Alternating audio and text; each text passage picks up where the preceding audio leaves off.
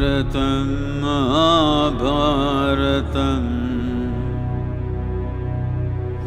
Dharma Adharma Sangharshanam.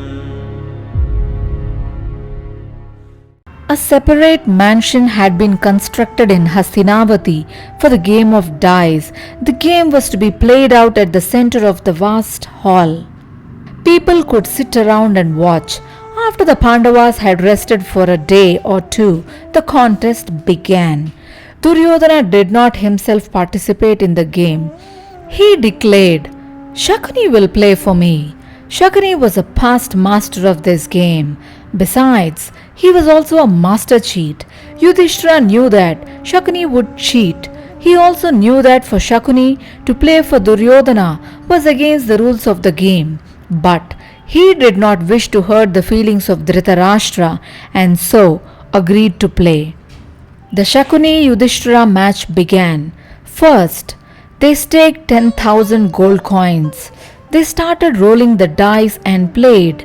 It was clear to everyone from the initial points that Shakuni was going to win, for the dice gave him just the score he needed, while the dice were always unfavorable to Yudhishtira.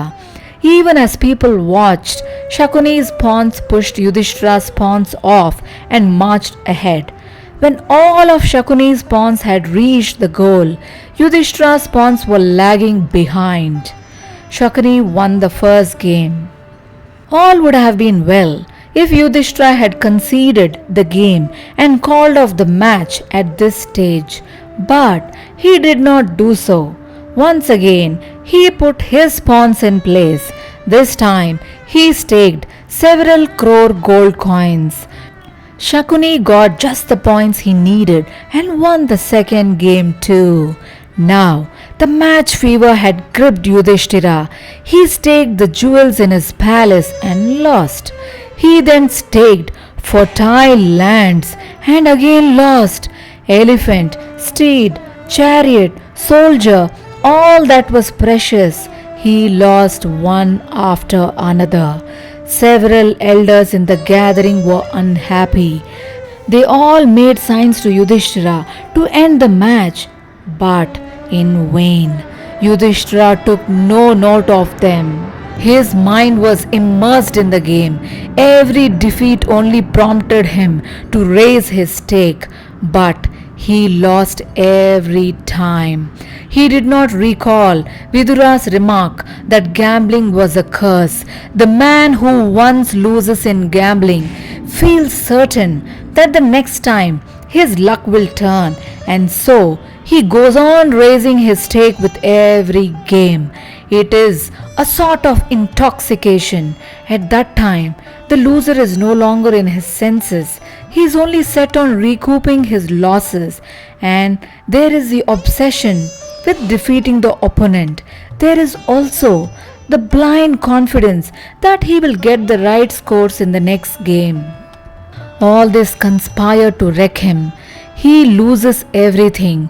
He does not reflect on what the morrow will bring and on what is to happen to his wife and children. That is precisely what happened to Yudhishthira. The dice were wholly obedient to Shakuni. His wish was law to them. So Shakuni went on cheating Yudhishthira and won all that he had staked. Ignorant of this, Yudhishthira went on raising his stakes. As the match proceeded, Yudhishthira grew more and more intoxicated. His land, his coins, his cows, his army, he lost everything.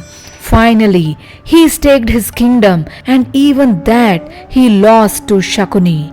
As he watched the match crossing all limits, Vidura was wretched. He said to Dhritarashtra, "Maharaja, enough harm has been caused.